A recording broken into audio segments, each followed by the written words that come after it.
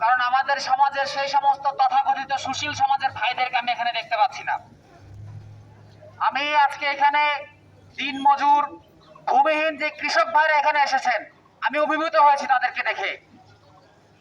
অধিকাংশ মানুষ এখানে নিরক্ষর যারা দাঁড়িয়েছে, আর যারা আমাদের সুশীলতার বুলি আওড়ায় মুখ দিয়ে তারা চুপ, তারা ঘরে বসে আছে।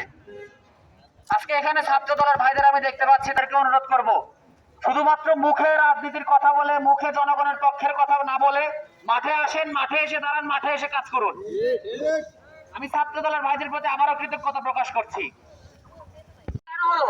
এটার পিছনে তো মাদক কারা বিক্রি করতেছে, কারা মাদক সেবন করতেছে, প্রশাসনের কাছে সম্পূর্ণ তালিকা আছে, তাদের কাছে সম্পূর্ণ তথ্য আছে। কেন তারা অ্যাকশনে যাচ্ছে না? এই যে মুনিয়া যে হত্যা হলো, হত্যাকাণ্ডের শিকার হলো, এটা তো সুইসাইড না। মুনিয়াকে কেন সুইসাইডের পথ বেছে নিতে হলো? যে এই ছেলে এই ধরনের কাজ করেছে, আমি বলবো যে তার মস্তিষ্ক বিকৃত। খোঁজ দিলে দেখা যাবে সেই ছেলেও মাদক সেবন করে। আমাদের ছোট বোন মুনিয়া হত্যার প্রতিবাদে আজকের এই মানববন্ধনে উপস্থিত বিভিন্ন পর্যায়ের ব্যক্তিবর্গ সকলকে জানাই সালাম, আসসালামু আলাইকুম।